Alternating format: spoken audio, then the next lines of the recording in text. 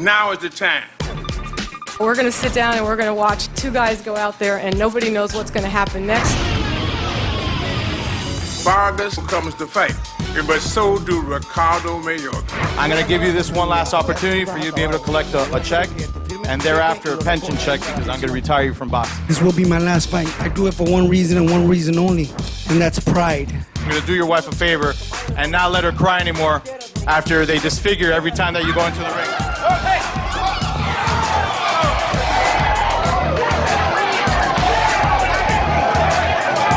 We should have sold tickets to this.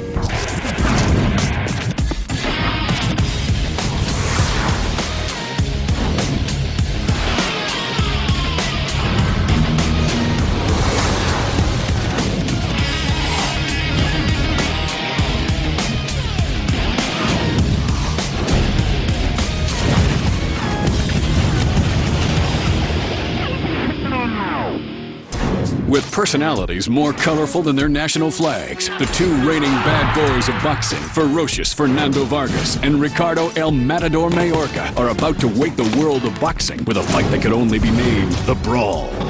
Both have won world titles. Both have earned reputations for their combative attitudes inside the ropes and their outlandish behavior outside the ring. But despite their similarities, Vargas and Mayorga share a genuine and unconcealed hatred for one another. Te voy a noquear, maricón, te voy a matar. Vargas and Mayorga are similar in one way. Machismo is more important to them, at times it seems, than winning fights. On September 8th, these two bad boys will come together not for money, not for titles, but for the sheer desire to fight. Follow them as they reflect on their past and prepare for the battle to come.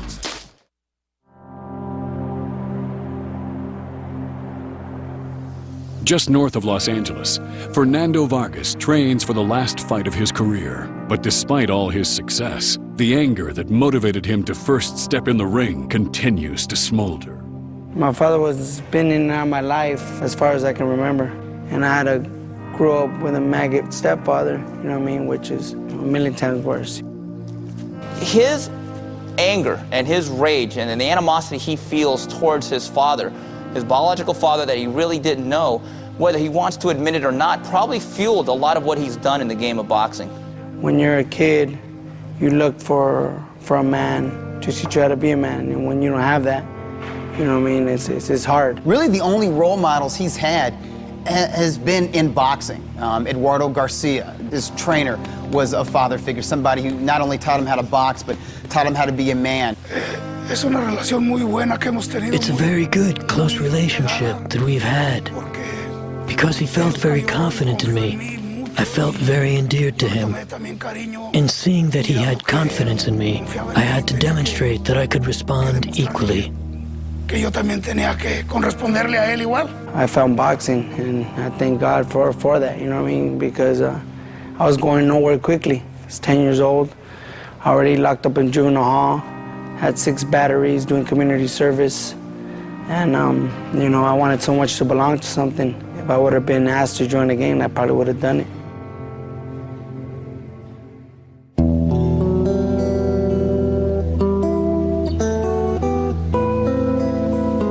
Across the country, Ricardo Mayorga prepares for this all-important bout, motivated not only by hatred, but by love. I've always said a man, he always has a lady, a number one lady in his heart, and that's my mom. Nobody can take it away.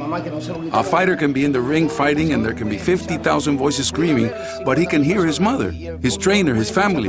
And I hear my mother when she says, "Come on, son, I know you can do it." But when I know my mom is behind me sitting down and she's looking at me fighting, it makes me feel like a gladiator.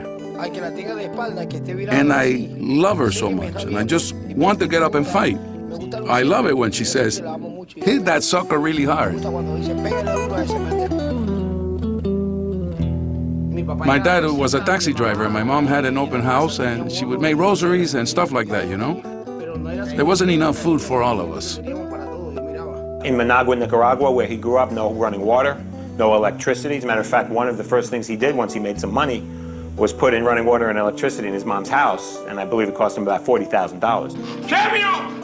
Ah, champion! Oh, great to see you. Dile que, como I never get tired of saying that thanks to you and to God, my family has food on the table.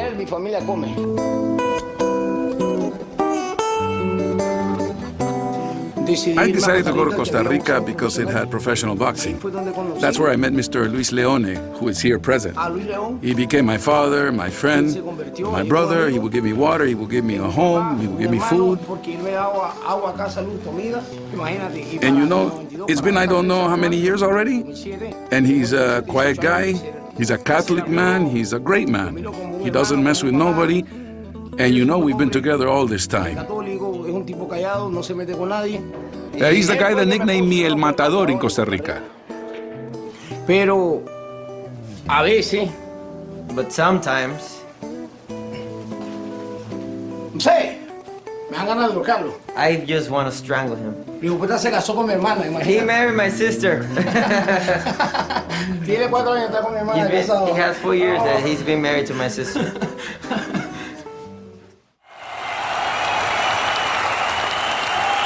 The new IBF World Champion, Fernando Vargas. Fernando Vargas is a fighter that fights with a lot of heart, a lot of passion. He's the type of guy who's not afraid to really let himself be out there, and I think that's part of the reason why he's been such a fan favorite. Whatever he has in his body and in his soul, he's going to put it out that night. The world sees that I'm an intelligent fighter. You know what I mean? I'm a great fighter. They appreciate that, and I appreciate that they appreciate me. There's a segment of society out there that identifies with Vargas because he comes from a broken home, because he pulled himself up by his bootstraps, because he has so much pride. But once the bell rings inside that ring, he's all warrior. Whether he's going toe-to-toe with Winky Wright, or Ike Corte, or Felix Trinidad, or Oscar De La Hoya, there's no point in a fight where he says, you know what, tonight is not my night. Vargas is there to fight. I'll always get up. I don't care. You know what I mean? I'll die trying to get up. And it doesn't matter who the fighter is, how good they are, or what kind of beating he winds up taking in trying to appease his fans and his own pride. His losses and the nights that he's been defeated are every bit as defining as some of the victories. And in this fight against Ricardo Mayorga, you're going to see in his final fight against a guy that is not considered a pound-for-pound performer, a very, very big audience, which is really a testimony to the impact of what Fernando Vargas has done. The winner of the WBC Super Welterweight Championship of the World, Ricardo El Matador Mayorga. I think Ricardo Mayorga is exactly what he appears to be, and that is an eccentric. I think it's just who he is, and I think it even relates to his fighting. He'd fight anybody in any weight class at any time. He likes to fight. If you didn't know who he was and you wound up in the ring with him, you wound up in a world of pain. You wound up in hell, and Ricardo Mayorga was Satan. I was born to be a champion, otherwise I wouldn't have made it.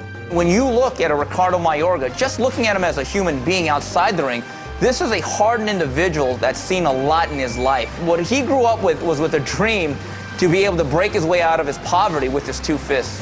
This is a guy who has come up the ranks with his own guile, his own toughness, his own savagery, really. I mean, he is able to out blood and guts most fighters of today. I want to tell the public, my fans, everybody, please have faith in me. I won't disappoint you. I'm going to be a champion. I'm going to make it, and I'm going to beat this guy. I'm going to win this fight. I'm going to become a world champion again.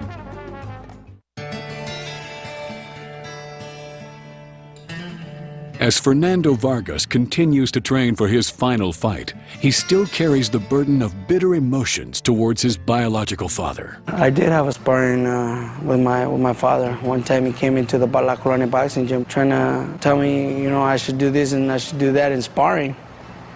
And I got pissed off, you know what I mean? And I told him to put on the gloves and show me. I remember putting it on him, knocking him down with a body shot or 2, and then telling him to get up. Let me see, be a man and get the fuck up. He used to imagine his biological father's face on his opponent's face. And as soon as the bell rang, he went to get some revenge. Garcia taught him, you know, hey, focus yourself, learn your craft in boxing, make something of yourself, and be a father to your own children. And I think Vargas tries very hard to do that, and I think he does pull that off. I know that I'm real protective over my kids because of what I've gone through. And I make sure that, my kids know that I love them. And I tell them that every day. We had my first son, Fernando Vargas Jr. This is him right here, over here. And then we had Amado, Fernando Vargas, super dark like his dad. Emiliano, big old head like his uncle. And then my little girl was just born. Well, I'm gonna have my daughter right here by herself, so when people go, oh, is that your daughter? I'm gonna have a short sleeve shirt, you know what I mean? People, oh, is that your daughter? She's so beautiful. I'm like, yeah, I know. And, oh, is that how you gotta go? No, these guys take care of her. And if I gotta get involved, I'm really gonna go to jail for life. Pónganse a ver cartoons, yeah. Pónganse a ver cartoons. See, that's why? This is why I leave the house.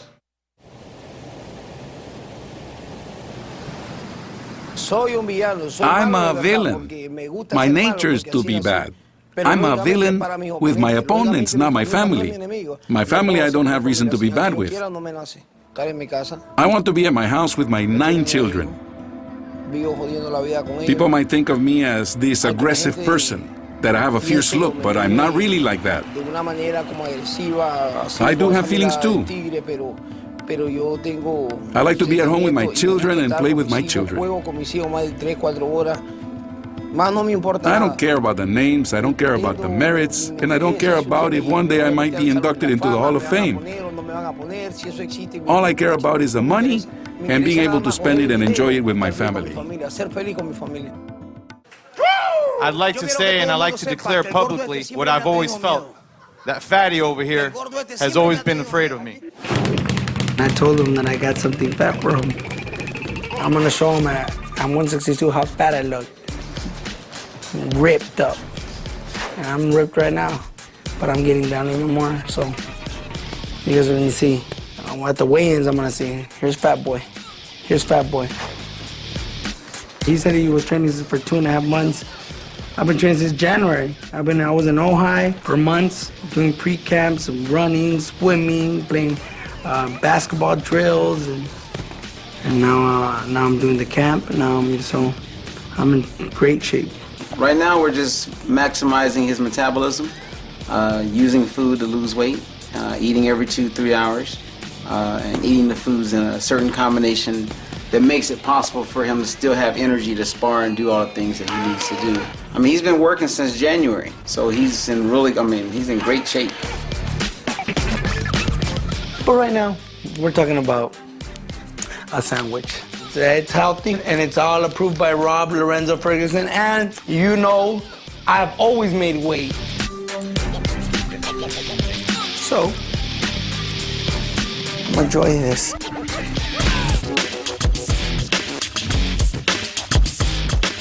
Despite his reputation as a free spirit, Mayorga's daily training includes a 7-mile run and 3-hour workout.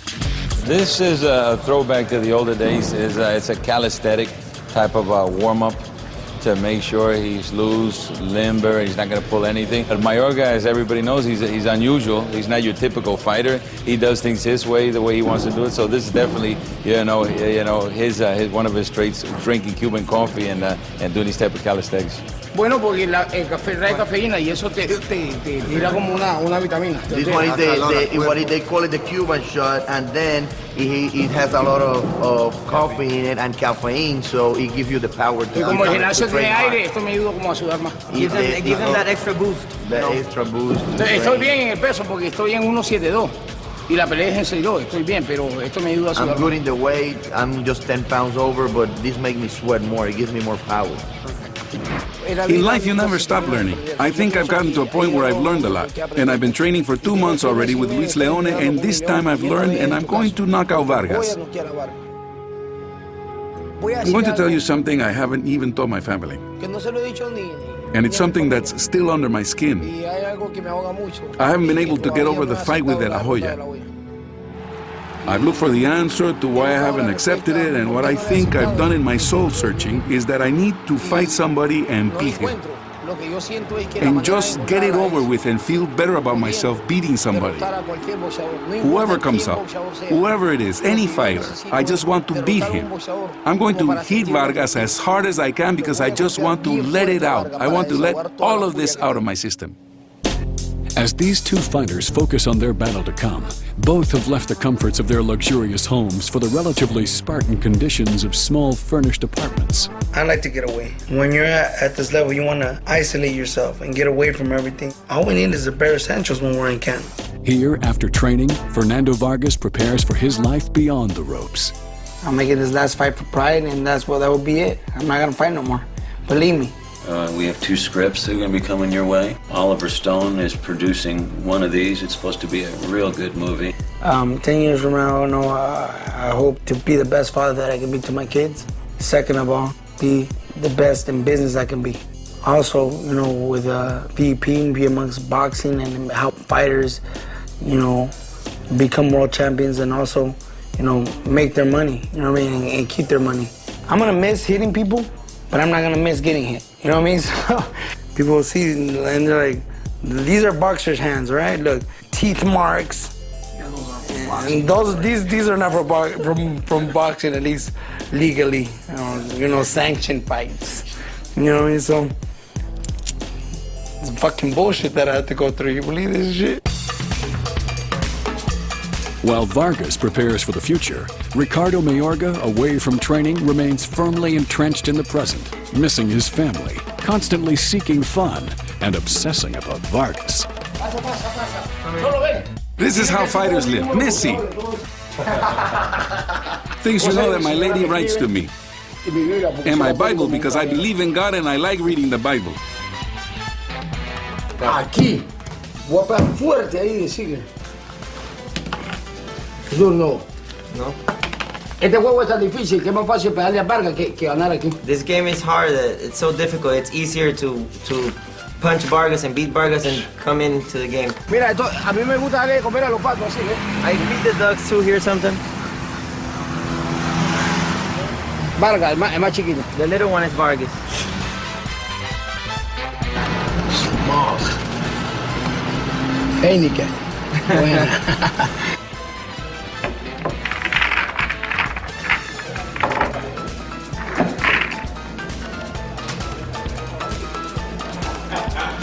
Corriendo carro. Me he dado vuelta 9 veces y todavía estoy vivo. He says, I've rolled the car 9 times, I'm still alive. Voy aquí, voy. If death comes, it'll come by way of a car. Me gusta la velocidad, me gusta desafiar el peligro. He likes speed and he likes to live dangerously. He'll beat Vargas, perfect timing too. Yeah. Vargas he's done. He can't take a punch anymore. He'll go down. He'll knock him out. If you guys were together right now, would you smack him again? I'll smack him. Smack him in his face. There really is, I think, some mind games going on often at press conferences. Whether it's effective remains to be seen, but fighters certainly try very hard to get in their opponent's heads, sometimes intimidate them, sometimes just make them think about something. Fernando Vargas and Ricardo Mayorga, they believe round number 1 really begins from the day that the fight is consummated and the ink is dry on the paper, and then you size each other up. And it's almost like two fighters, high noon at the OK Corral, just kind of looking at each other. They don't get to shoot the guns until the day of the fight, but they really believe the psychological battle does begin from the moment you face off against each other at a press conference. There was a meltdown at the LA press conference, and it was one of those things where you expected some kind of a scuffle, some kind of pushing and shoving. I did not expect punches to be thrown and punches to actually land, and I don't think that was a premeditated thing. I don't think Mayorga agreed to be hit twice in the face by hard right hands from Fernando Vargas. He came out of that scuffle scuffed up, and he was very angry afterwards. The fact that there was an incident at the press conference was about as surprising as the sun coming up in the morning. I mean, these two could be in a church pew and they would go at it. Maybe verbally, since Ricardo was the first and he kind of instigated it, may have won that round. In terms of actual punching, it looks like Fernando evened up the score. So I took on my glasses and made sure I looked at him. When he was saying certain things and saying things about my wife, and I just started spitting stuff to him in Spanish to get him pissed off. Then he tried to grab me. I ripped him with 2 left uppercuts to the face. I don't know. I just told him, you see this hand? This hand is going to hit you. And then the guy grabbed my hand and a bunch of his gorillas grabbed me and started beating me. That's what they did. They hit me. When things like that happen in boxing, I think sometimes it is showmanship, but I think there are times, especially when you have 2 guys who really look at themselves as alpha males. They want to go into that ring knowing I've already won round 1. I already beat him the first fight. I know it's not just scared, but I know it's fear that he has in his eyes. And I know that he's afraid of fighting me. How does all of that needling in 4-letter words in 2 languages by Mayorga work? For Mayorga or for Vargas? I think when the bell rings for this fight, we will see toe-to-toe action almost from the beginning. This is a fan's fight. Boxing at its best because you're going to see it. Excitamente. When I come out, all my family is going to go to the casinos and bet that I'm going to knock him out. Every fighter has a plan till he gets hit. You're going to see 2 guys who hate each other meet in the center of the ring and wing leather at each other all night, and we're going to see someone be able to take it and someone win the fight. I really think it's that simple. I'm stronger, I'm more intelligent, and I'm a better fighter. It's better for him to die as a fighter and go down fighting instead of running. He's going to come at me, right? And that's perfect. That's what I want. Come at me. You're going to do what I want you to do in my fight. Vargas is in a very precarious situation. He says that he's doing this fight for legacy and pride and to be remembered for something. That's great in theory if you win. And after I'm done with Vargas, Fatty Vargas, I'll go 154, so be ready because I'm going to beat all of you. I'm coming after you. Both men need this as a win. It could go either way in terms of who has a better chin. I dislike him so much. And you will all see that I will hit him so hard that I'm sure he will go down in the first round interchanging punches with me. It's a fight worth paying for.